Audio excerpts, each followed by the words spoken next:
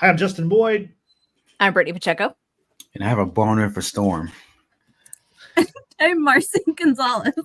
And we are the Watchers in the Basement. Let's just get into this. That sent me, Frank. My God. Sorry. Welcome to the Watchers in the Basement. We're here today to discuss episode 3 of X-Men 97, the series that continues the story that we saw in the X-Men animated series from the 90s.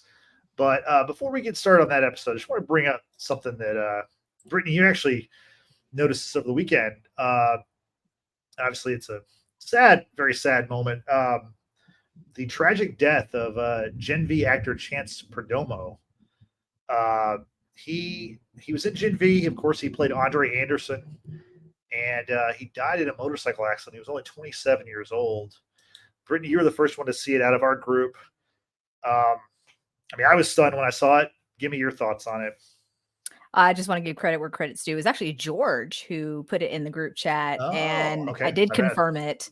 Okay. That Deadline and Variety confirmed that the news about Chance's death was indeed true. So yeah, that was really, really sad to hear, just because of how explosive Gen V was, and in the sense of bringing these actors that I wasn't familiar with all too well, and particularly Chance. I knew he previously was on the Netflix show Sabrina, and people just had like rave reviews about the show, let alone his performance. So to hear about his tragic passing at such a young age, and really, like, age, it's kind of like irrelevant at this point, just because when you hear something like that, it's just so shocking and so sad. So uh he had a lot of talent to offer, and because of how his character in Gen V was left off with the rest of the cast, it's really like, what are they going to do? Are they going to recast his character, or are they going to kill off his character? And if they're going to do the latter, like, how are they going to do it? I would feel like they need to do it tastefully. I kind of will try to liken it to that of losing Chadwick Boseman as T'Challa in Black Panther. That was a very well done send off for the character, and I just hope that the producers and showrunners and such are going to treat Chance's passing with respect, of course, when it comes to the show. Yeah, no, I couldn't said it better myself. Frank, you watched the show. What were your initial thoughts about his passing? Kind of just to add on to what Brittany said. First off, condolences to his family and his loved ones. It's a life that's gone, that's does not perish. So first and foremost, that's something that I don't take lightly. It's such a tragic ending to what seemed to be a beautiful beginning to this young man's career. Things were going very, very well for him and for the show and everything, but just prayers to his family and prayers to his loved ones. That's not tough. That's very, very tough. A mother lost a son, a father lost a son. If he has siblings, I don't know if he had kids or not, but just a tremendous loss, for such so young, man. So I'm not even worried about the show. I'm just concerned about his family. I think all that would take care of itself, when the time comes. But it's just, when things like this happen in Hollywood, we often, as humans, we become so dehumanized and selfish to the point where, like, well, what about this project, or what about what happens next? And we tend to, like, take out the human element of, like, there's a soul no longer on this earth now. So I just hope that his family finds peace and closure moving forward. So yeah, and you're totally right about, the show doesn't matter at this point, but I just want to give the information about the show, because the first season was very popular, and like you and Brittany said, for me, this actor, I'd never seen him, much like the whole cast. The whole cast was basically fresh faces. I'd never seen any of these actors, honestly. And the only name I knew was Patrick Schwarzenegger, because his last name's Schwarzenegger. I didn't know who he was either. So it's a very young cast, a very close knit cast from what I've seen on social media. And the only information they have going forward is just that they were getting ready to start production on season 2. and now that's been suspended indefinitely. So who knows when that'll be? Obviously, that's not important, but again, it's a very popular show. It was renewed like after I think the second episode aired, or maybe after the first. I mean, it's very quick.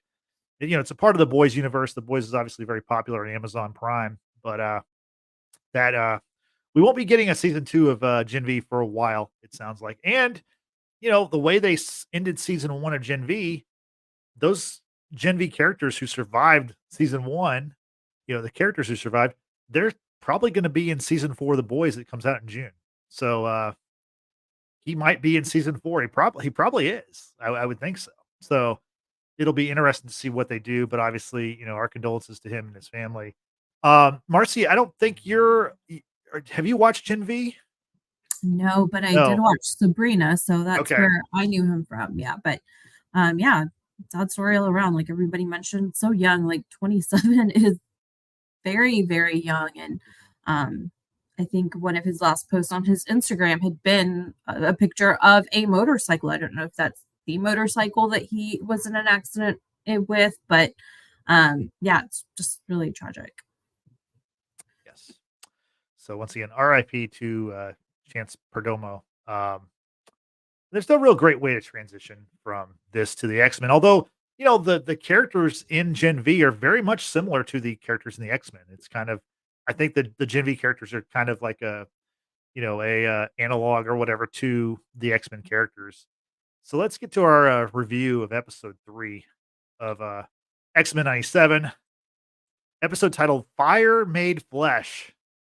Now, is it called Fire Made Flesh because the Goblin Queen is so damn hot? Is that why they titled this? Because like she is. I mean, we're talking like Jessica Rabbit levels of animated excitement for me. Frank, I'm gonna go to you real quick because last week you pretty much predicted everything that happened in episode 3. You explained last week after we did episode 1 and 2. What are your thoughts on the third episode, Fire Made Flesh? My thoughts were I'm surprised it happened so quickly. I thought it would be a little bit more spanned out over a few episodes.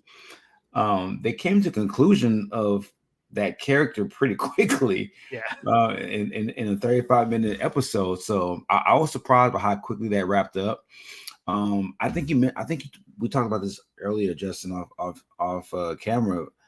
The show, even though it's 10 episodes, the show is doing.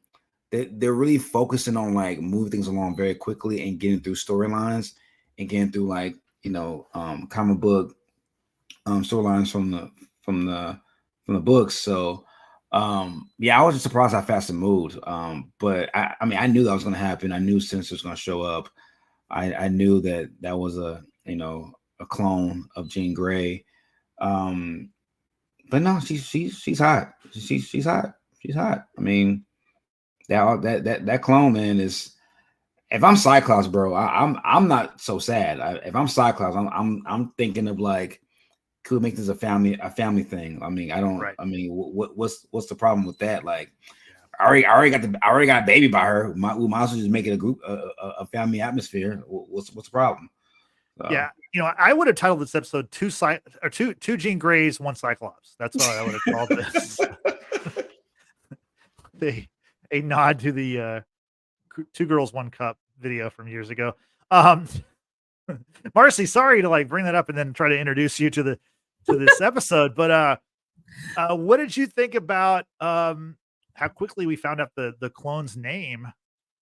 What's her name again? It's Madeline Pryor. Madeline Pryor, aka the Goblin Queen.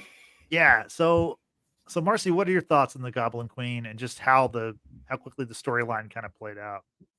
Now, I'm glad Frank gave us kind of the lowdown last week, so I kind of knew what to expect, and it kind of pieced together pretty quickly for me. So, yeah, this was a great episode. Could have also been titled, "Will the Real Jean Grey Please Stand Up?" because that's pretty much what the episode was about.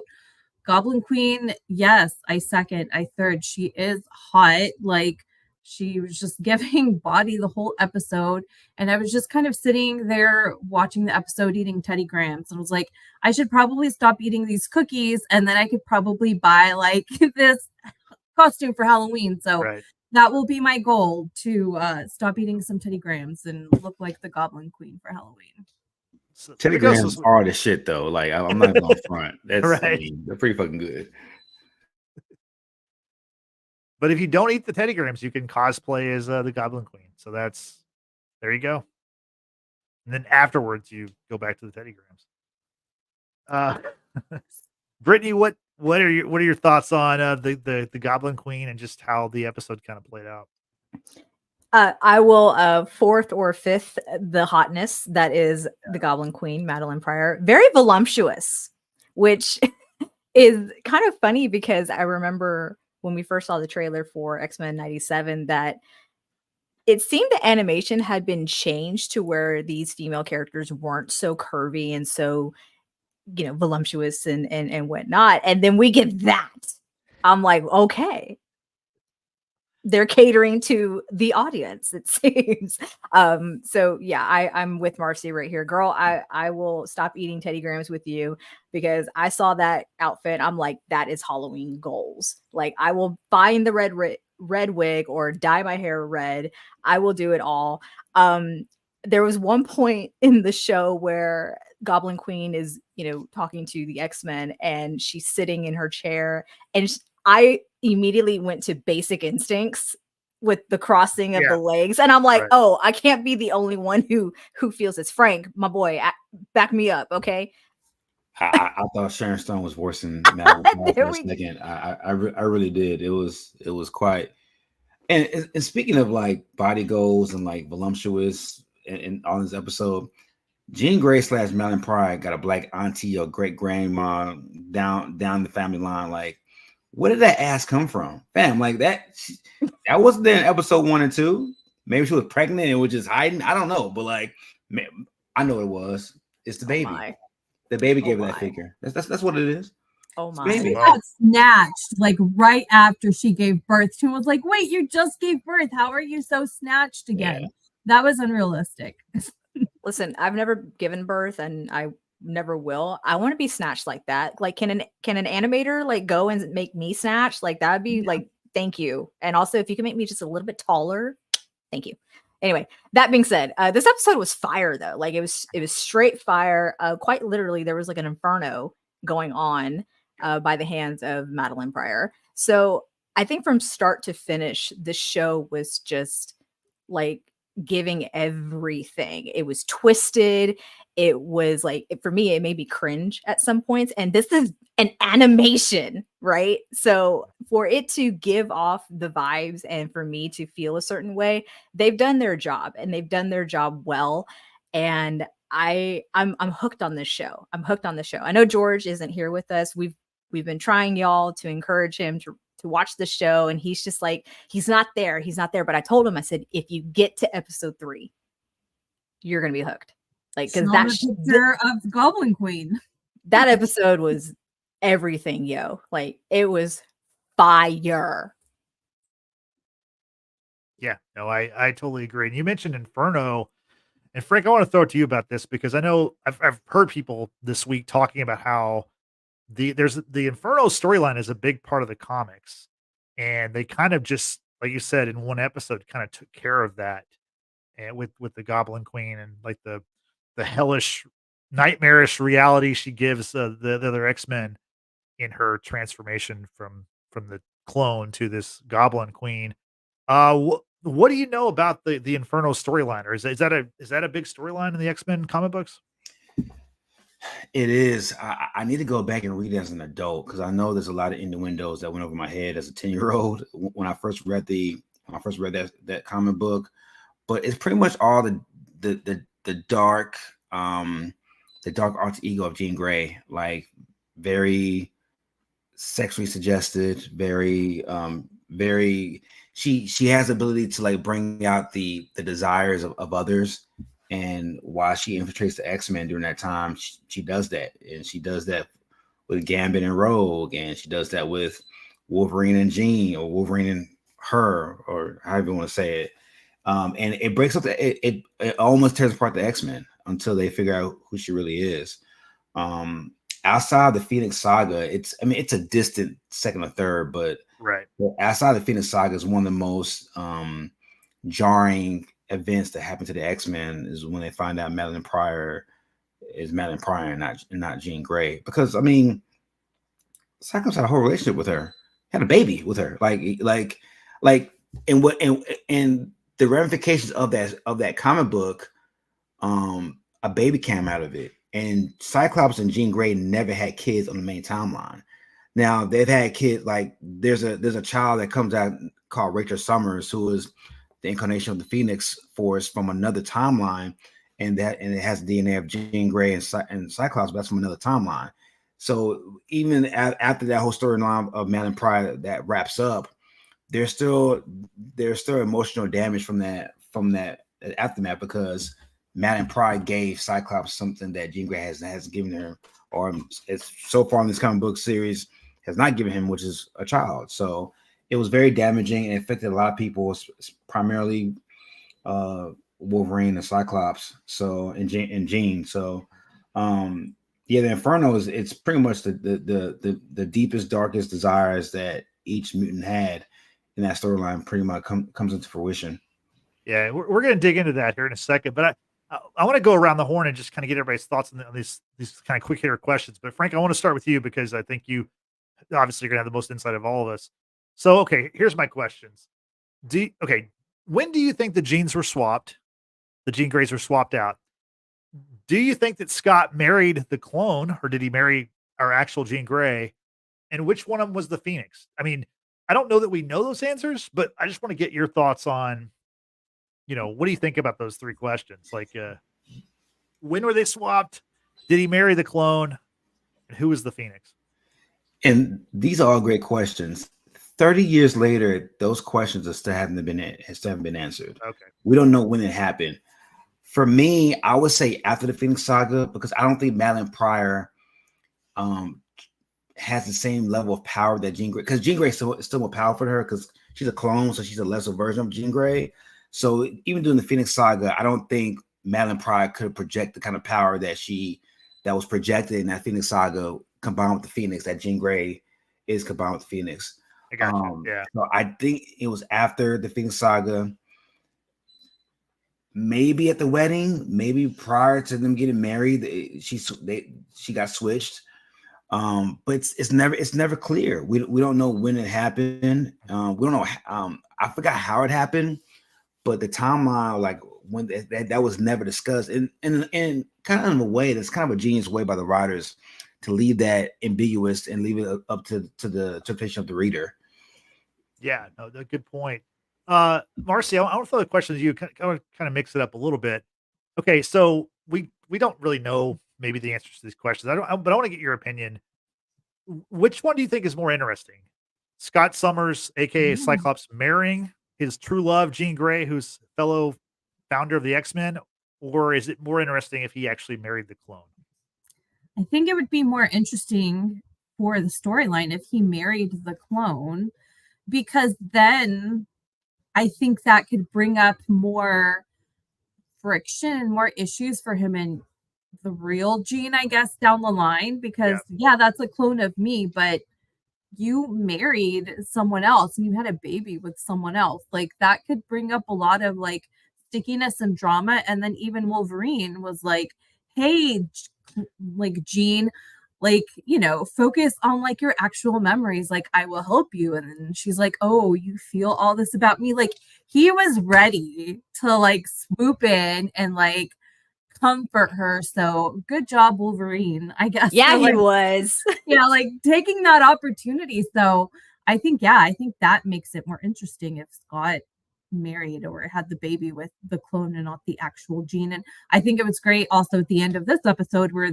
Madeline and Jean were just kind of like talking and they're like, we don't know which one like was the Phoenix. We don't know who married Scott. We don't know who had the baby. So, all right, well, we do know who had the baby because we saw it, but it's even ambiguous to them. And I think that is also just something I don't think I could get over that. If I knew I had a clone, I'd be like, wait, this is like way too freaking weird. I can't deal with this.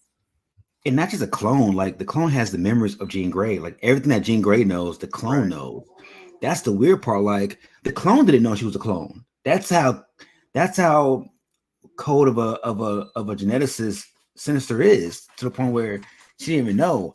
And what's even more crazy is that Wolverine is one of the most intuitive mutants on the planet. He can sniff out anything. He couldn't even sniff out that was a clone the whole time that was Madeline was living in the X Mansion with them. That's scary. Wolverine can sniff out anything. For him and for that to go under Wolverine's nose is amazing. Very good point. Brittany, I want to get your thoughts. Same question that I posed to Marcy. What's more interesting, Scott marrying the real Jean Grey or the clone? I'm just going to settle it this way. Keep them both in the mansion. You give one to Scott, which is going to be the clone, because obviously he had a child with clone. Right. He's got feelings. He's got attachments. Mm-hmm. We have no way of knowing how long ago that switch was made, right? Yep. I mean, 9 months. It definitely have to be, more than 9 months.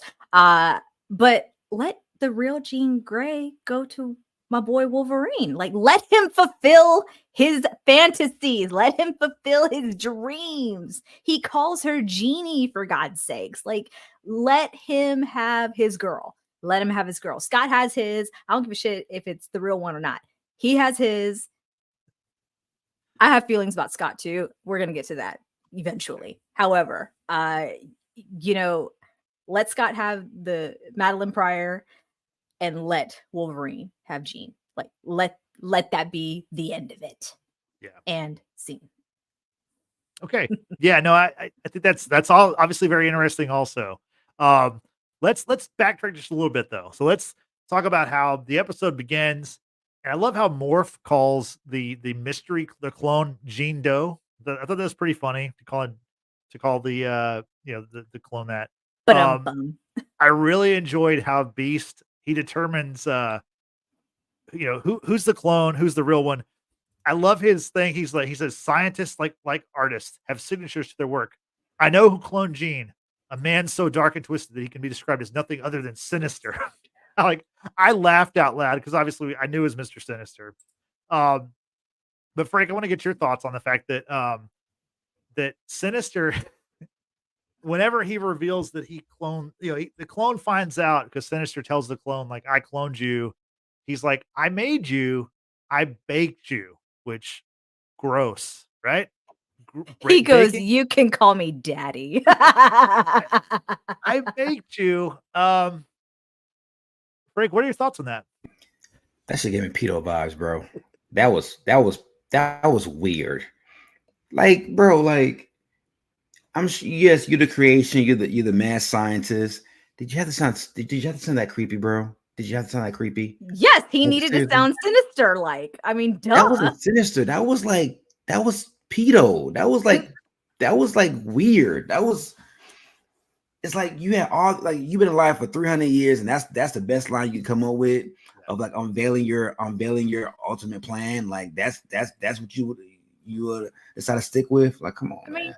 He's from the 1800s. Give the guy a break. I don't know. He's a geneticist. He literally evolves throughout the times. But that don't mean he picks up the right lingo. I mean, I don't know. He's not a linguist. He's a geneticist. And as he tells her, yeet at all, I'm done. He says, every cell in your body belongs to me. You have no choice.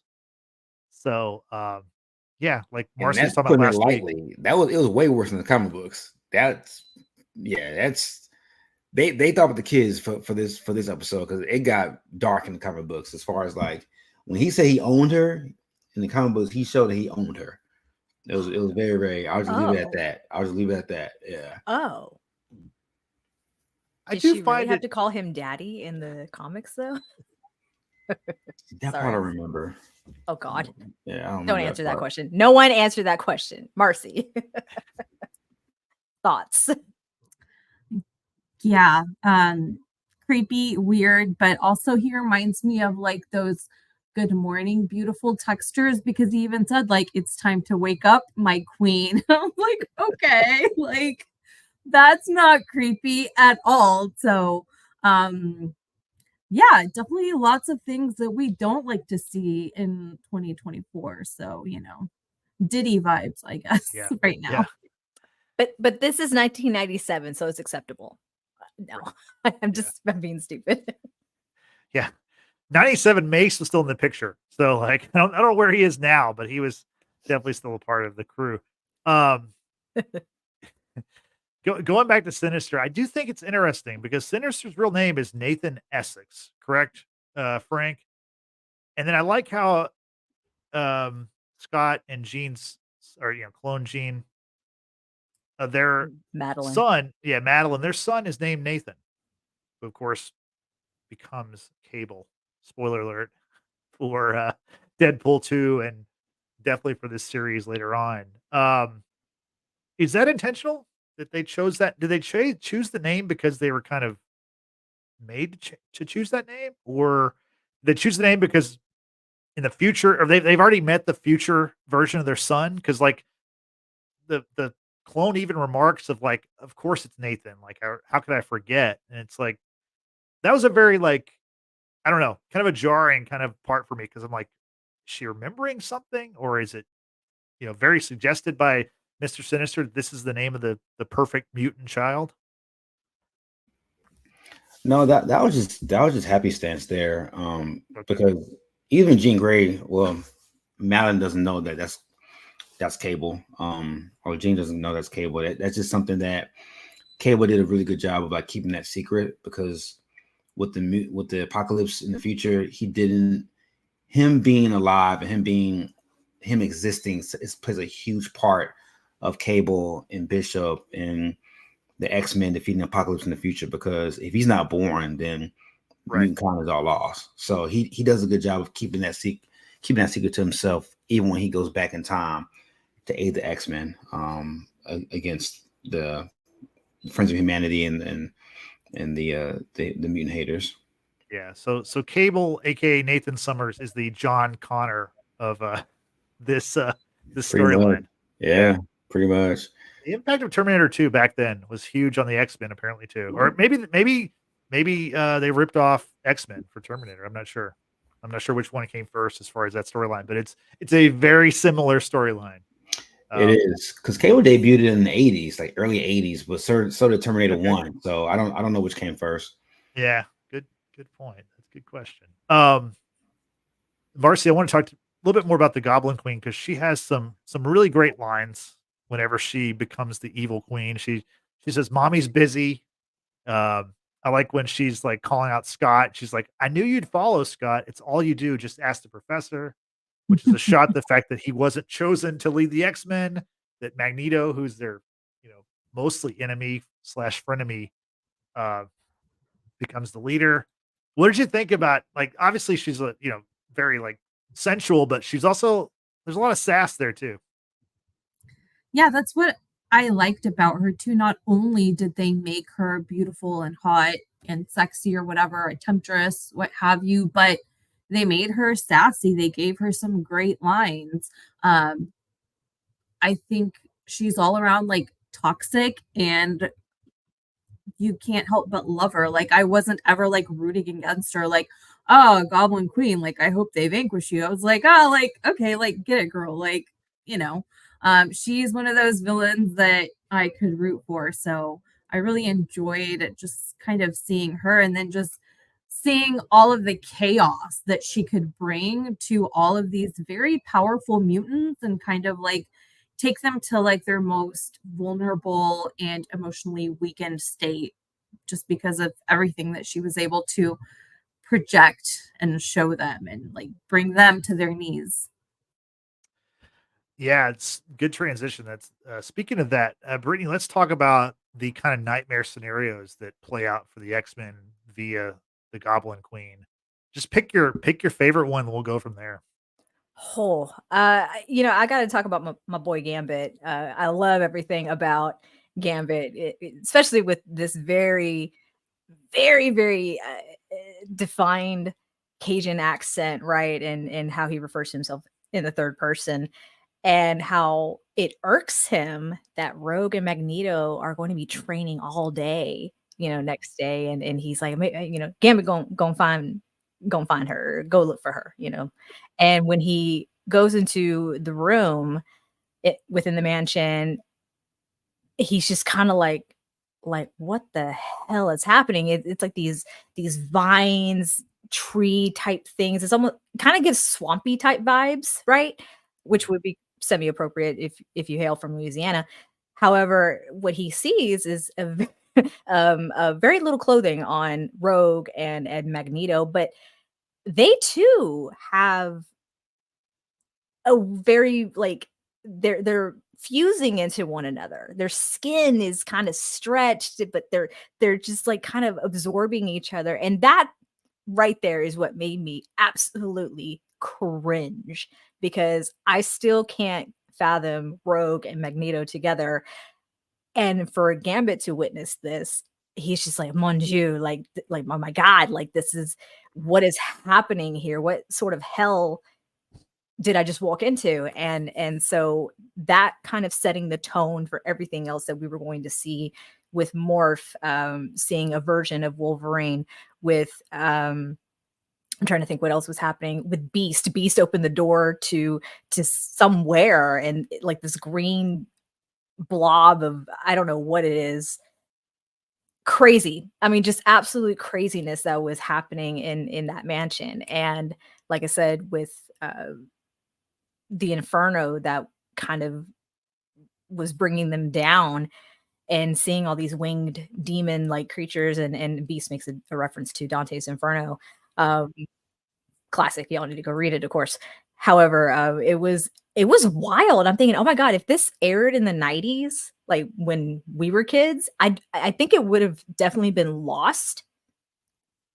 I mean, I speak just from a non-comic book reader. I mean, Frank, he obviously he read these comics as a kid, but he said it himself, to go and reread it as an adult, because you're missing some, subtext and what have you.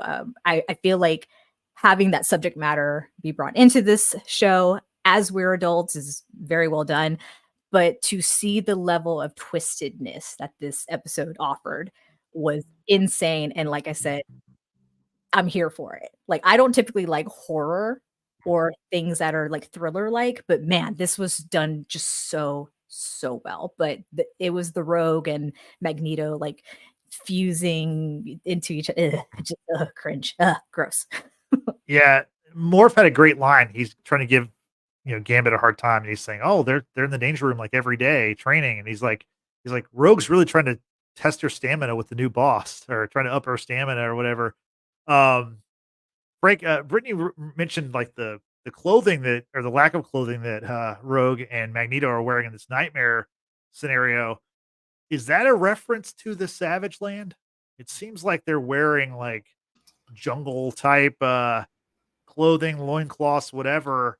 If you could just talk about that, and then also the shot that Rogue takes it at Gambit with, "I found myself a real man," like just brutal for our Cajun card carrying guy.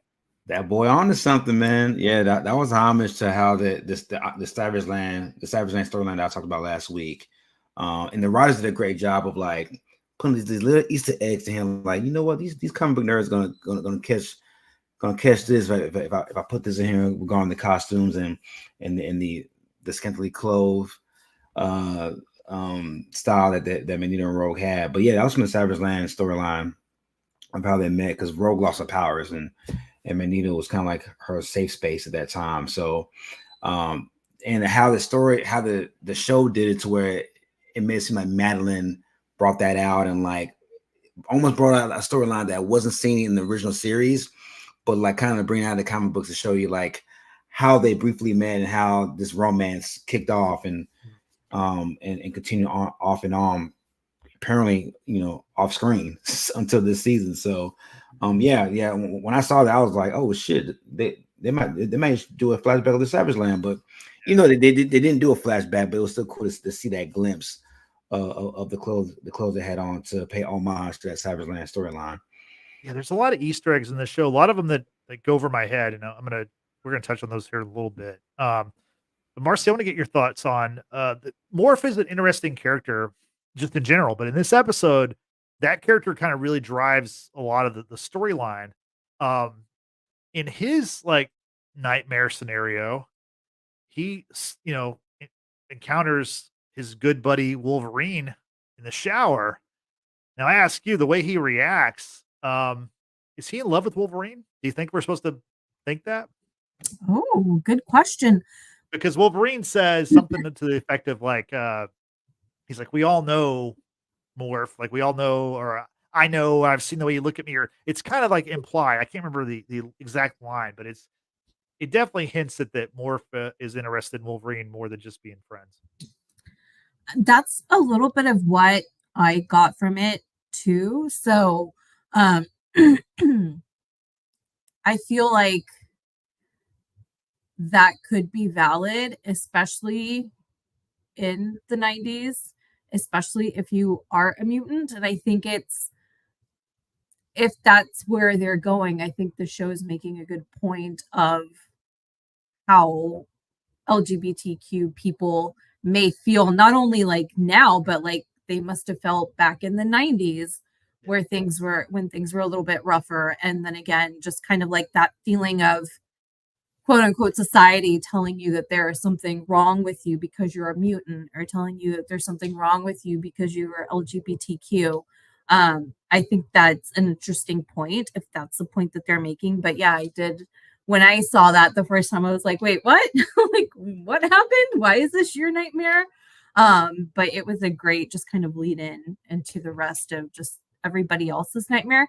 And I also loved that Cyclops' nightmare was you fucked up. You had a baby. You like failed to have a baby with like the correct Jean Grey. Like, I love that was Oops, yeah, his nightmare. Yeah.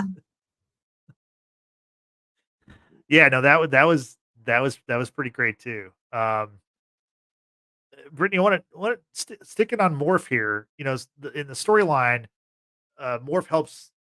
They find out that Mr. Sinister's behind this. In the OG series, there's a big storyline with Morph being like mind controlled by Sinister, and Morph knows where Sinister's labs are, so he leads the X-Men, two of them, to find Nathan, who's been infected with this like techno organic virus, which is very cool, which will probably hit America in 2027, probably. Um, but but my question for you is, there's Morph, obviously just by the name he can morph into anything. We actually see him morph into what he looked like in the early 90s series, the OG series. What did you think about that? Because he is the one character who has a drastically different look. Yes, Storm's hair is different. Yeah. Bishop's hair is slightly different. Every other character looks virtually the same except for Morph. He looks like a different comic book version that came after the animated series. What did you think about how we got to see his briefly got to see his character from the early series? It was a great callback. I mean, Frank has talked about how there's multiple kind of storylines that have been touched with this episode alone, right? And so not everything can necessarily be like a flashback or a memory or that kind of thing, right? But for him to actually physically transform back to what we originally saw him as was interesting. But noticing the really like dark circles under his eyes and what have you, like he's like Morph. I say keep saying he, but I want to say that the character's non-binary for this show. Morph's character has gone through a lot. Obviously, it goes without saying. And probably the trauma that was experienced during that time like obviously leaves a permanent mark. And for Morph, that's going to be exhibited by the appearance that she sorry, they Hey, take. there Sorry, you go. they sorry guys, don't come at me. But with that, it kind of just drives that point of really no one knows better than Morph with the extent of Sinister's uh, cruelty and talent. I say talent, but don't take that positive. But it was great to kind of see that, because for those who initially were very confused as to the character in that first episode, I didn't immediately recognize Morph when in the first episode. So I'm just like, who the heck is this? And then it's like, oh wait, this is Morph. Like this is okay. Why? Like what? Why? But to see that was nice. Also, if Morph has known the location of Sinister's lair, why are you gatekeeping that information, dude? Like, why wouldn't you like say something earlier? I have a rebuttal to that. And this kind of goes back to like the original series. So literally in the very first episode, the Night of the Sentinels Part 1, Morph is believed to be killed. Like he gets shot by the Sentinel blast, right? And they lose him in that battle. So he's left behind. He's left behind because of the heavy hell of gunfire from the Sentinels. So for 2 seasons we don't see him. Like he's out of there. He's out of there. And then like in season 3 we find out that Sinister found him and pretty much brought him in and pretty much reprogrammed it. I'm sorry, my dog is tap dancing back. I apologize. But it's okay, CJ. We love you. But he literally was gone for 2 years. Sinister finds him. He pretty much wipes his memory and turns him to like an assassin. So, and why he wipes his memory? Well, he doesn't wipe his memory. He kind of like mind controls him. So Morph knows what's going on, but he can't control it. So like he's against his will, which Sinister does that often with a lot of like heroes from the comic books. So fast forward to now, the X-Men save him. But he's still not, I guess, healed all the way. He still has remnants of what happened to him in the previous series. So fast forward to now, he's still emotionally damaged from that. He wants no parts of going back to that because he knew he hurt a lot of people, including his own comrades within the X-Men. So withholding to that information was more so of like, I don't want to go back there because I know what I did. I've killed people. I did things I wasn't proud of. I nearly took out my own teammates. And I think him trying to wipe the slate clean and move on from that was his way of like trying to subconsciously shut that part out and not go back to like trying to get payback on Sinister. So I definitely can understand that for sure. For someone who experienced, like I said, the level of trauma that Morph experienced, why would you go back to the thing that put you through all that? Totally and completely understand that. However, it's got an army of superpower friends. Yep. And I think they would like to stick up for their friend and retaliate, right? But that's fine. The story has not played out the way that I would have wanted to play out, but it was just kind of like watching the episode for the first time, and I'm like, dude, why would you withhold that information if you've known this for a while and say, hey guys, you remember that guy Sinister who's like, Sinister? Let's go after him, or y'all can go after him. I'll just like sit back and just wait, right? Fear, because even when fear, man, fear. I totally understand that. Yeah, totally understand that. But then I kind of have to counter that because when Morph divulged that information and the team went to the location, Morph was there. Like Morph was there barging in with the rest of them. So, just. Well, he's not going to leave his team behind. He's not going to stay at the mansion just chill while his friends are fighting, to save, Nathan's life and Jean's and protect Jean. I mean, he's gonna at the end of the day, he's an X-Men, but I mean, all these X-Men have fears, man. I mean, sure, just because you're a superhero doesn't mean you're not impervious to failure. And couldn't agree more. So. Couldn't agree more. I just feel like it just seems sus. You gotta watch someone who's. I understand. Yeah. I'm just saying, for someone who's coming in like totally brand new, never watched the series as a kid, and has no knowledge whatsoever of these characters and the storylines, it just seems a tad bit sus. Like, oh, that's really convenient that you would now divulge that information. Like, are you working from the inside? Like, you know what I mean? I like to play both sides. I mean, I think once they found out it was Sinister, he did divulge information because at the point we don't know that Jean's even alive until the end of episode 2. So at that point, it probably didn't click to him that Sinister could be behind this because they had defeated Sinister in the regular series, and he had disappeared. Well, he had escaped. So when the whole thing with Man in Pride, the X-Mention happened, that's when he put two and two together. Like, yeah, it's probably who I think it is. But I don't think he sat on it for that long. I think once Jean Grey reappeared, that's when it clicked to him. Like, okay, I know who's behind this, and he was pretty quickly to diverge information once that For sure. once Jean got there. Yeah, for sure. Just speak up sooner, my dude. Speak up sooner. So, Brittany, you bring up an interesting point with the series because, like you said, you did not watch the OG series. And I kind of, Marcy, I want to get your thoughts on this because this show is doing very well. It is one of the most watched series every week. I mean, it's only been out for 2 weeks.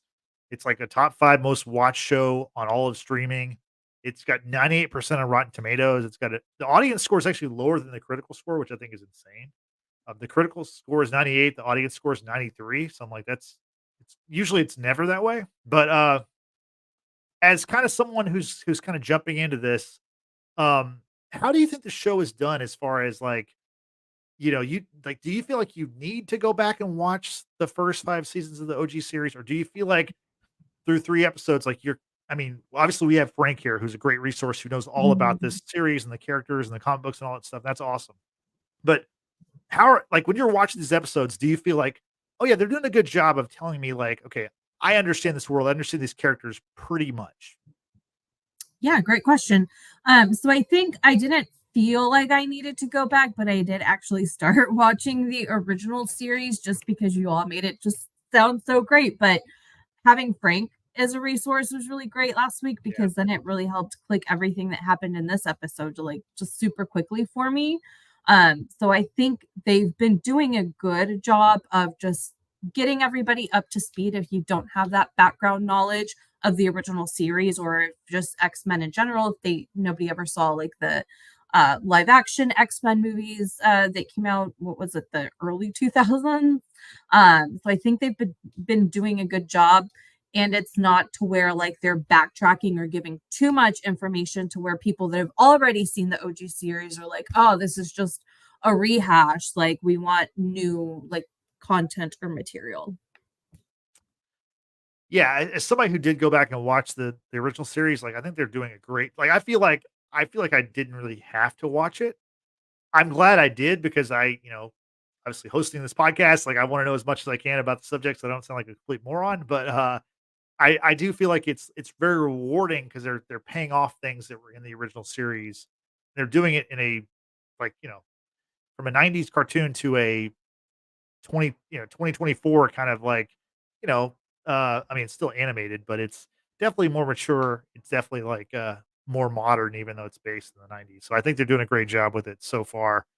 Frank, earlier I talked about Easter eggs, and like you're the only one on this group that can answer these questions and could help me with this stuff. But I want to touch on some of the things that we saw in this episode. I mentioned earlier that Morph, he said like, he gives the clone the name Jean Doe, and then he turns into a woman with 6 arms and he says, all in favor, and she's got her hands up. Who is this character? And are we gonna do you think we'll see this character more in the future, or is it just kind of like a Easter egg thing that Easter egg because we're around Easter time, it just passed, but who do you think this character, who is this person? I mean, I'm sure so let us know. Yeah, I can't remember her name, but there's a character. Remember the show Mojo? Oh yeah. The Marvel show Mojo. So that character is the guardian of Mojo. She's an assassin. I can't remember I can't remember her name, but she's from Mojo World. Okay, is it Spiral? Spiral. There you go. Okay, That's Spiral. okay. Yeah, with the 6 arms. Yeah, that's Mojo's like bodyguard. I don't know how he was able to morph into her because I don't think they've ever met or came across each other's crosshairs. So, but yeah, that's Spiral from Mojo World. Okay. I had to look it up just to figure it out, but I figured you knew a ton about it.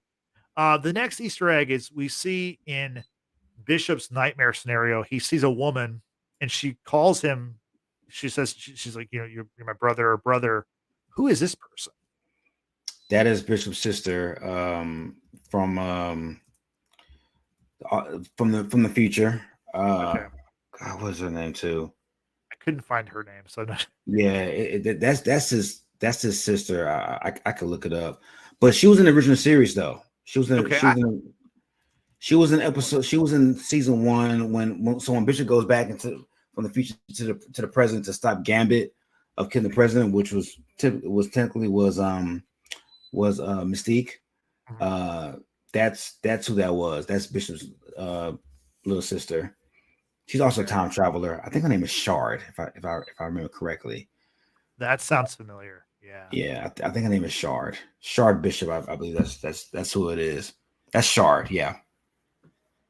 And then the final Easter egg that I noticed is whenever the Goblin Queen kind of takes over Morph and controls Morph, Morph turns into a female character with blonde hair and a Russian accent. Who is this character? Do you remember like I can answer that. You do? Who is it? That's Rasputina, aka Magic with a K. Oh, Magic. Oh, Magic. Yeah. Okay. Okay. And I'm totally like spacing on the first name. It's Ileana Rasputina, aka Magic. And I did a quick search on that because I figured, Justin, that was going to be your next question. Right? Huh? And the Colossus' sister? It could. I think so. That's Magic. That's Colossus' baby sister. Right. Okay. So, in a quick research, it says Magic is a member of both the X-Men and ally team with New Mutants, and after becoming under the Goblin Queen's influence, Morph changes into the demonic alter ego known as Darkchild. She's a Rasputin. That's Colossus' little sister. QN Rasputin. Sorry. Yeah, the Russian accent makes sense with Colossus. So that's for sure. It's interesting because like these are kind of deep cuts though. You know, like you've got to be like really locked in. And I think she was in the original series also. She was a younger child. She was younger. Okay. I don't think her powers had manifested yet. There was a scene in was that season 4 when Colossus saves his little sister from being ran over by that's Magic as she was a little kid. Her powers hadn't quite manifested at that point just yet. So yeah. I mean, Colossus, he's not really in the series very much for being kind of like one of the characters that people think of with the X-Men just because of his look. Yeah. He doesn't appear a ton in that series. I wonder if we're going to get much of him in this version. I hope we do, just to kind of mix it up. And that's what's so interesting about the X-Men shows. Like each X-Men show or cartoon has a slight incarnation of the X-Men team. Like Wolverine, the X-Men, Iceman, Kitty Pryde, and Colossus are on the team. Bishop, Rogue, and Morph is not. Well, Morph was made for the animated series. Morph is the original character just for the series. Right. He wasn't. Yeah, and for those who don't know, Morph was created because the original member, or one of the older members of the X-Men, Thunderbird, Marvel lost the rights to that character at the time, so they couldn't use Thunderbird for the original series. So they created the character Morph. The more you know. Ding, ding, ding. And then, of course, like you said, created for the animated series, and then Morph did, become a member in the comic books also. So yeah, so that character continued on. I want to talk about Bishop's role in this episode. Basically, we learned that the child Nathan has this technovirus, and they can't save him in the current day, but they can give him to Bishop to time travel. And as Bishop points out, in his time band, there's only enough juice for him and the kid, which leads to this, this scene between Jean Grey, or I'm sorry, it's the clone, Madeline Pryor and Scott Summers about, they don't want to send the kid, but they have no other choice. Cyclops, however, he doesn't want to do this. He doesn't want to like abandon his son like his father did to him. But then, like, after they decide that they have to let the kid go, he just leaves and like says he can't be a part of this. So, Marcy, I want to get your thoughts. It seems like he did kind of abandon his son. Like it's, I don't know. It all happens like in about. There's no kinda. There's no kinda. Yeah. he's just so hard, like he's so like hardcore, and then all of a sudden he's like, well, I can't be a part of this. I'm out. Deadbeat vibes from Cyclops at that point. Yeah, he was very adamant of like, I don't want to abandon him like I was abandoned, and seemed true and caring, but then he was like, oh, like screw this, I'm out. Like first hint of like he didn't win, like get his way or whatever.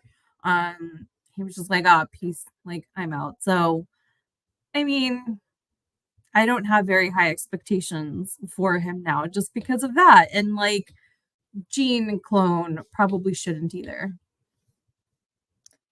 Father of the Year award does not go to Scott Summers. That was the thing, like I told you at the top of the show, I had feelings towards Cyclops because of this specific scene. He goes all petulant child, drama queen of I won't abandon my son, and he won't be abandoned. I promise. I won't do to him what my father did to me. It won't be like that. Don't you know what it feels like to be abandoned? And then just like walks away. Really? Really? Like that was just so over the top, so like kind of typical of what I'd imagine a lot of male figures just stepping out on their kid and trying to be the victim in this whole process. Like it's more about them than the child, and it's just like, dude, if your kid stays here, he's gonna die. You want that on your shoulders? You really want that on your shoulders when you had the ability to possibly find a cure for him in another timeline? But I think that also plays a part too of like watching the original series and knowing Cyclops' past. His brother and him had one parachute, and his mom and dad, Alex and Scott were all on a plane together.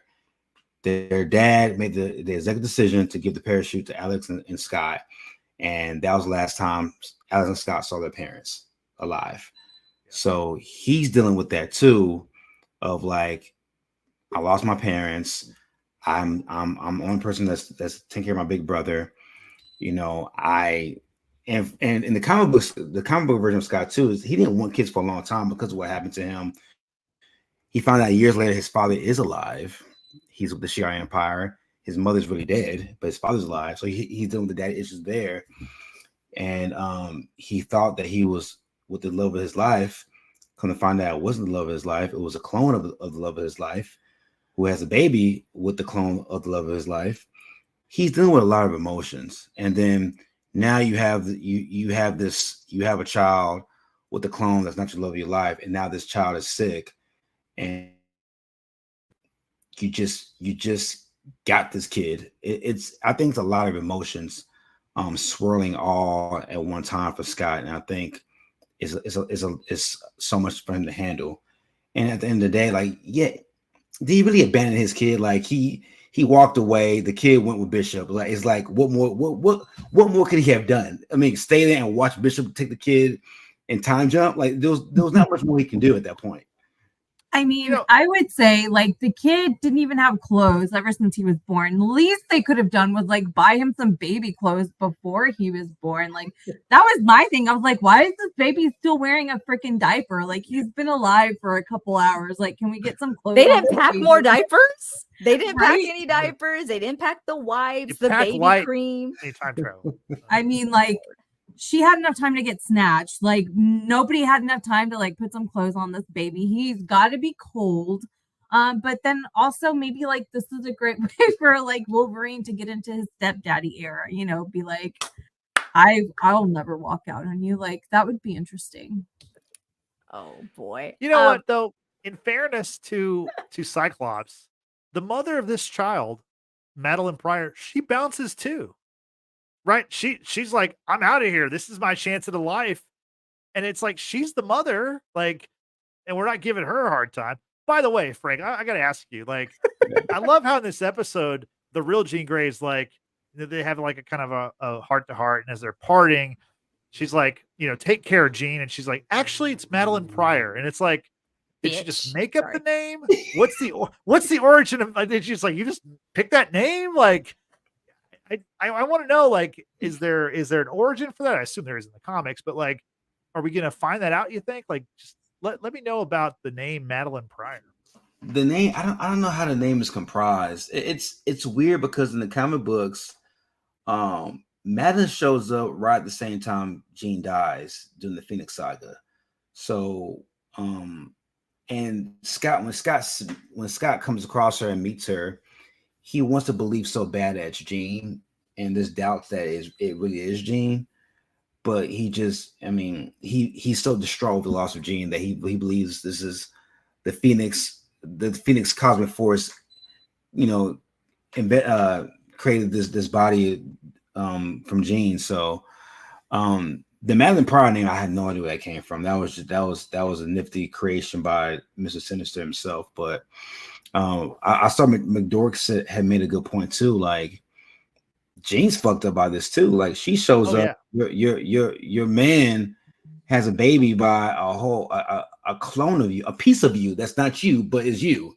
And like, now this kid is left behind, and genetically is your kid, but not really, but kinda, but not really. And then now you have to, like, tell this kid goodbye. So, in the future, because whatever, there's no technology in the present day to save this kid. It's just a fucked up situation, man, that I don't think humans are built for. It's a lot to handle. You don't see this every day. This is not a typical Tuesday in New York. Like, this is something that you don't ever see. And it's such a creative storyline, man, because like, I remember when it happened, and like, I remember the comic book world was just like, it was turned upside down, and like, people posed the question, what would you do if you were Scott? What would you do if you was Jean? And like, there is no wrong answer because you've never seen this happen before in comic book history. But yeah, to answer your question, I have no idea where the name came from. No. Okay. This isn't. Go ahead, Brittany. I was just gonna say, I'm glad Frank acknowledged the comment here in the live chat. Thanks to McDorks and Amber of all of Amber's Wands, who've been hanging out with us here in the live chat. Appreciate you being here and sharing us your thoughts on the episode. And yeah, it's a compelling point about how Jean was kidnapped. Her forever person went with another woman that looked exactly like her. She's dealing with it semi-okay. I mean, so far that we've seen, I mean, it left us on the cliffhanger where she and Madeline parted ways, and Jean goes back into the mansion to face Scott, and they're just kind of like looking at each other. So we don't know where they stand necessarily. But to Madeline's credit, she didn't like make a big scene like Scott did. It's saying, I'm not going to abandon my son. Don't you know what it feels like to be abandoned, blah, blah. And she kept trying to reassure him, your son's not going to be abandoned. He's not going to feel abandoned. I promise. And she has that telepathic wave with her son to pour out her heart and to let him know you are loved, you are wanted, and what have you. But we have to do the thing that's the most difficult thing we'll ever have to do, and that's give you a life that's better than what we can do here. It's the ultimate, like one of the most ultimate sacrifices I'd imagine that a parent would ever have to make to save your child's life. And she did it. She watched her son go with Bishop to another time. And then she's like, okay, but what is there left for me? She tells Jean, if you know all the memories, then you know how long I've wanted to leave. I'm going to go find my own life. Like, Madeline doesn't really have a purpose at this point. Like, I guess she really doesn't love Scott after all. So I don't know. Yeah, it's not. I mean, in fairness to Scott, it's not like he hooked up with her mom or her best friend or her sister. He hooked up with her identical clone that was baked by Mr. Sinister. Daddy. Chef Boyardee cooked her up, and he was like, I'll have more. But so Brittany, you touched on something a second ago that I want to bring up. This is an animated show, but there's some cinematography going on in this show, And I love how we get the aftermath of everything, and we see Scott and Jean, the real Jean, in their bedroom, and the bedroom's all torn up, and they're looking at each other. Marcy, I want to throw this to you. This is like really setting up some like juicy kind of like soap opera stuff with what's going to happen with these two, and then of course Wolverine's he's just dying to get back in. Uh, what do you think's going to happen? What do you hope's going to happen with this love triangle? That's I don't know. Maybe it's not even a triangle anymore. Maybe it's I don't know. I don't know what you call it. Maybe it's like a isosceles triangle, like a smaller triangle. I don't know. What, I don't know how much I can hope to see in like animated form. I think that's a little bit weird. I also have to get graphic. Just like, right, would you okay. prefer that Jean goes with Wolverine, or does she stick with Scott, or do they work it out? What do you think happens in that? I scenario? mean, you just got back. See which one you like best. Play the field a little bit. Like, I mean, even if she was my clone, I would be mad if my man couldn't tell that that wasn't me he was having sex with. So, like, there's a point against Scott for that. It's like, no, I still can't forgive that. Like, you should have known. Like, part of you should have known that that wasn't really me. So, I mean, try it out. Like, you know, who's nicer? Who's the best? Who's not going to just kind of like get mad and just walk away? Like, you know, have some fun. I gotta second that. I'm not gonna lie. Like, I mean, I think the slight difference is that I don't feel necessarily I could entirely be mad if my significant other like fucked up another girl that looks exactly like me and is my clone and is, you know, my DNA and memories and all that. But it's like we're gonna leave that here because you still have a part of me. It's just not me, but I'm gonna go do me and figure stuff out on my own. And I think McDork's Christian, he said it well here. I would go solo just to figure myself out. Like I'm kind of given an out, so I'm gonna take it. Also, go and get Storm back. Like, Storm isn't like, yes. And then, like, what she said, like, Storm would understand what I'm going through. Like, none of you men would understand what I'm going through, but Storm would understand. Like, go find Storm. That was a banger when she said that to Scott. Madeline Pryor, what is now Madeline Pryor. Scott didn't quite believe what was real, right? What, you know, who was who, and she takes the baby from him and tearfully says, "Storm would have believed me." Walks away. I'm like, damn, just damn, so good. Speaking of Storm, that's how the episode ends. We end with Storm. She's at a bar in Dallas, and she meets up with a guy named Forge who says he can help her out. Frank, what do you think is the next step in this? What happens in episode 4? Since you totally called episode 3, what happens in episode 4? Forge will help get her powers back. Forge is an ally. He is from the group X4. Well, he is one of the many incarnations of the X-Men team. He does join the X-Men. He's like a scientist from the future. Right? From the future. So Forge played a huge part in Cable's. I want to say he cured Cable in the future.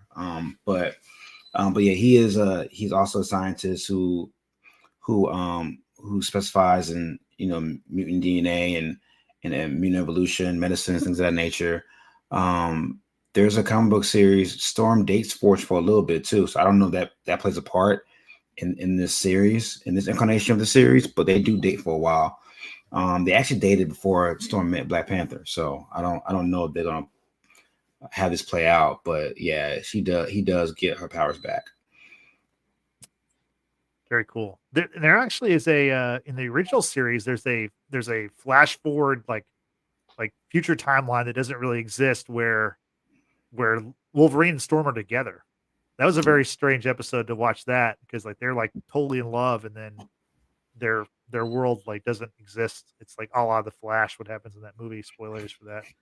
And it's just constant like variations of like people fucking with the main timeline and just changing things up to where it affects the future and it's always somebody from the future coming back and like, oh, we got to stop this from happening. We got to stop the Sentinel program from happening. And like they stop that, but it affects a wrinkle where it destroys a mutant kind in the future.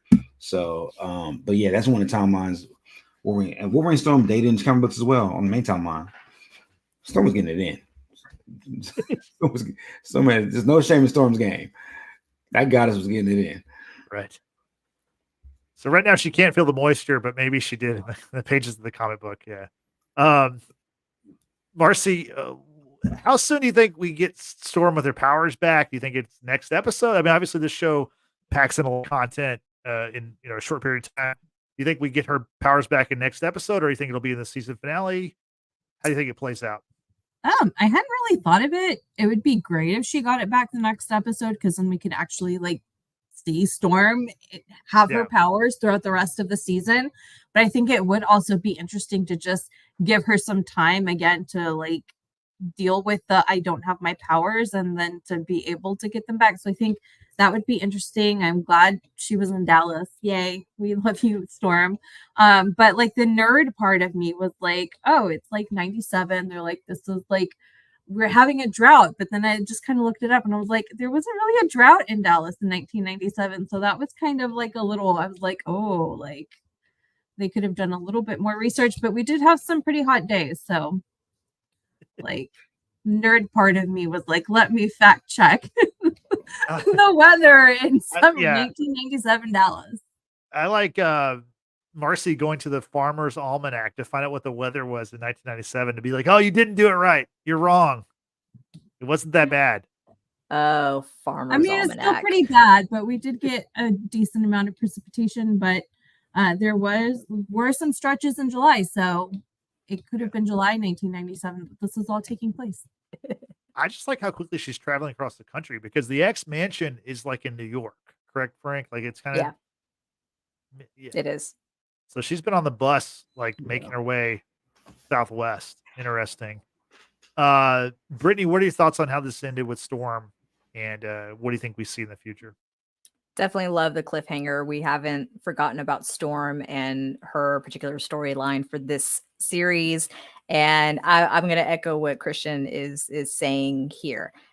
I think either halfway through the series or maybe at the very end of the series, not series, what am I saying? Season. Sorry, y'all. I meant to say season, not series. The end of this season or mid-season, she will be able to get her powers back with the help of Forge. However, I did like what Rahib in our previous pod had said about Storm navigating and finding out how to be a hero without her powers. And I think that'd just be kind of cool to see, and how she's able to pivot if she can. I mean, I know her powers are so specific to like the environment and those sources. But I don't know. I do want to see kind of her have like a personal growth, because I think she felt some type of way about being human as opposed to being a mutant. So I think just that would be really interesting to see. But yeah, your girl's gonna definitely get her powers back. Obviously, Frank has kind of spoiled that for us. But I'm interested to see just how she is going to get her powers back. Like what steps are going to be taken in order for that to happen. But I'm going to say either mid-season or close to the end of the season. I mean, hopefully it's soon. So like 1997 Dallas in this universe will like have their drought end and she can like make it rain. So we shall see. Frank, I want to give you kind of the last word on this. Well, first off, is there anything we didn't talk about that you want to mention from this episode? Yeah, I kind of want to touch on, like, I know in our first podcast I mentioned how I was surprised to see Bishop in this series. Yep. And I wanted to kind of like hopefully get like maybe a flashback or get an understanding of why Bishop was still there. And it kind of closed up quickly, like Bishop was leaving. So it's like, because like he wasn't there in the finale of the original series, and he had left seasons before. So to see that Bishop was there and now that he's gone, I guess that character placement played a purpose of bringing Cable back into the future. And to put respect on Cable's name, a lot of people don't understand who Cable is and how powerful he is.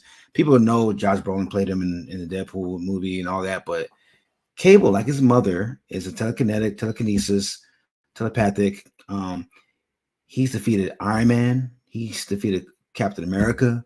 He's defeated Wolverine. Like he is one of the coldest fighters, military training, superhuman strength, super intellect. He's one of the most powerful beings in the Marvel universe. So I'm sure we'll see Cable sometime, if not this season, next season, in some future storyline. But he is a cold motherfucker, man, and just know that dude is not to be fucked with.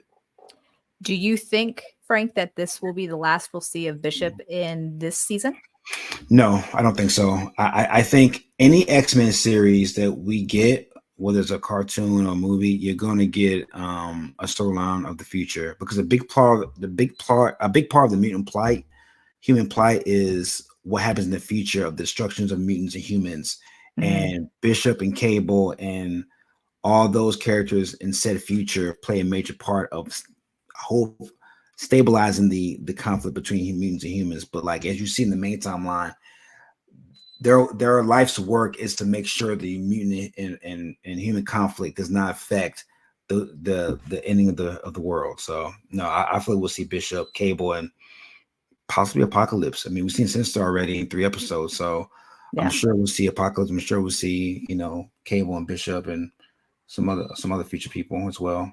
It'd just be really messed up if they bring Bishop into this series and then it's like, bye.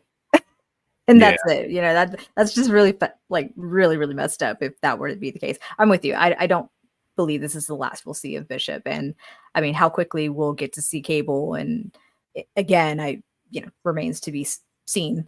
But yeah, I've got hopes that we'll see Bishop and give him a little bit more of a storyline outside of just serving as a vehicle to take Nathan to the future. Like, that's just like, there needs to be more. Yeah.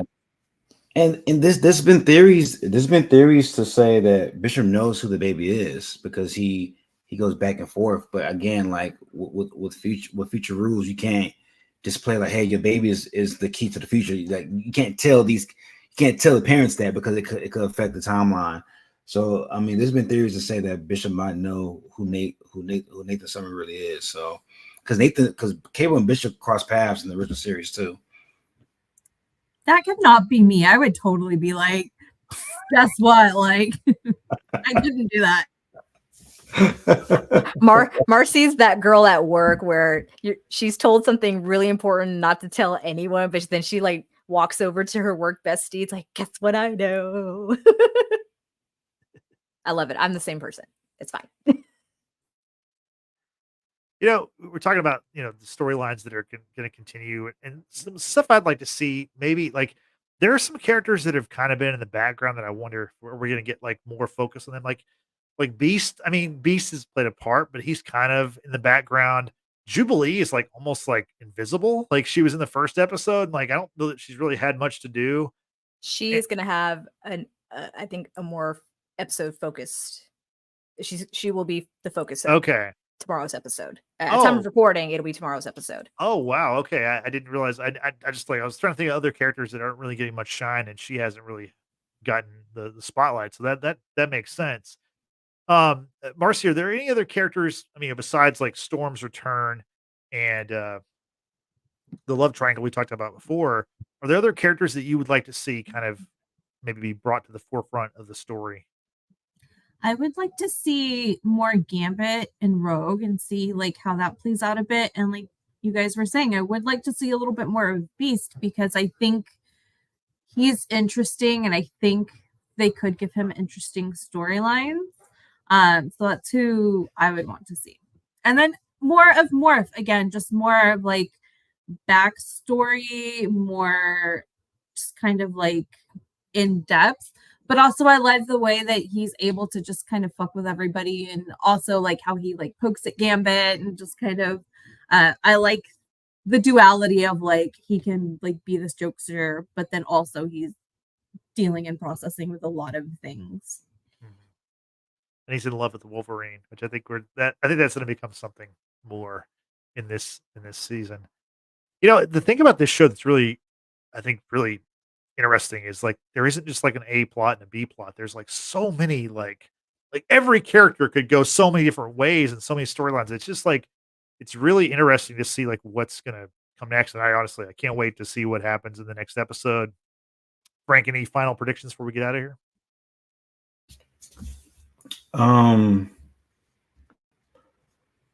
Man, I don't see that's the thing. Like, even though I know like all the stories, I don't know which way they're gonna go with it. Right. I think Apocalypse shows up. I don't know when. I'm not saying next episode, but we've seen Bishop, we've seen a Cable Easter egg. I think Apocalypse is gonna be the main villain in this season 6. I think. Makes sense. That makes sense. Brittany, you have any final words before we sign off here? Yeah, we totally like glossed over the Brazilian guy, Sunspot, whatever his name is. I mean, briefly featured in this episode, he too had the nightmarish illusion of his mother coming out of the TV, and just like that was twisted, of course. So, curious to see if he's long for this world or not. But because listen, you piss off your mama, my God. But anyway, yeah, I'm pretty sure, like I said, because I've looked it up, Jubilee's going to have a little bit more screen time for the next episode, and I'm curious to see which direction all of this will lead to. I have no knowledge of these storylines because I haven't read the comics. I'm taking it for what it is, and I would be curious to see if we will be visited again by Madeline Pryor, if we will ever get a hint that Charles Xavier is coming back, and if Magneto is really as good as he claims to be. Also, give me more Gambit. Give me more Gambit in the crop top. Like, just give. See, just like what I was saying, there's so many characters and so many interesting angles that they can pursue, and I think they're going to pursue almost all of them. You know, like, and we know we're getting a season 2 of this, so wow, there's some really good stuff on the way. I have to read this quote from Christian here in the comments. Jean Grey actually left, and Madeline Pryor stayed behind and switched places on purpose. Parent Trap shit. Mind blown. Love it. Exactly. Love it. I bet you there's a side of Cyclops that's like, oh my God, this bitch is back, man. I really got to fight. I really got to fight. He's like, let's get it. My love's affection with this 6-clawed freak motherfucker Wolverine. Like, because there was no like, oh, I'm tempted by Wolverine with Madeline Pryor. Like, she was all about Scott. There was no like, I'm monogamous. I ain't getting no flirty signs. I'm not reading Wolverine's mind. I'm not flirting with him. Like, Jean Grey's torn, and she's been torn from the jump regarding Wolverine and Cyclops, which is, I never understood that love triangle, because Wolverine came to the X-Men so late in their duration of the X-Men. Like, Scott and Jean are original members, and like their life was not perfect, but like they were happy. And as soon as Wolverine shows up with fragment memories of like his past life, Jean just has had an affinity for him, and is like, and like the show did a great job of like showing that when Wolverine's like, hey, we read my minds. Like, oh my God, I mean that much to you? Of course, motherfucker, you knew this. What you mean? Oh my God, I mean that much to you. You've known this for 5 fucking years on the previous show. So that was I'm just gonna say it. And no disrespect to those who have been in long-term relationships, myself included. There comes a time, I'm sure, that one or the other is going to get curious. Like, what else is out there for me? Like, kind of just try new things, have fun. I don't know. Like, I'm not saying be disloyal or anything like that. I'm not saying that at all, Scott Summers. But I'm saying just like I can understand. I can understand. It's the 90s. We're empowered. Yes. And again, we don't know when they were switched, when the Jean Greys were switched. So Yeah. it may have been in season 3 or 4 or something. Who knows? So he's been with the clone for a while. I don't know. Hopefully we'll find that out. That'll be interesting to see if that's the case. At least for 9 months, we know he's been with the clone. At least. So. Yeah. There you go. Yes, that's very good point, Frank. Good job with the math of that. Oh my god. They will fucking. Yeah. Oh my god. There's no way I can top that. So now that you know what we think about episode 3 of X-Men 97, we want to know what you think about it. And Brittany, how can people tell us? Oh man. So we always encourage everyone to join us in our live chats. As you can see here in this one, if you're watching the replay, we have a great time talking with our audience. Christian has just like been giving us his thoughts and questions, what have you. I'm actually going to read one right here.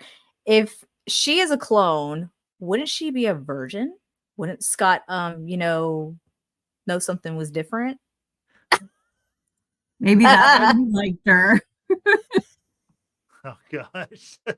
I have a comment to that, but I'm not going to put it here online. I'm going to Christian, I'll text you about that. Anyway, so we do encourage everyone to join us here in the live chat because it just makes things much more interesting. So do that, but also don't forget to subscribe to this YouTube channel. We are on the road to 300 subscribers. We're just 5 subscribers away from that, y'all. It was our goal to get that by the end of 2023, but alas, we weren't able to meet that. But help us get to that goal regardless. So be sure to hit that subscribe button, hit that like button as well for this pod review if you enjoyed it, and don't forget to hit that notification bell. That way you know the next time we will do a live, which actually, Justin, at time of recording, is going to be tomorrow. I'm sorry, our private chat is so funny. Like I'm not even reading it right now. I'm not reading it right now. Sorry. I'm trying to be professional. Yes, we'll be back tomorrow with a special episode. Yes, Brittany, we'll be back.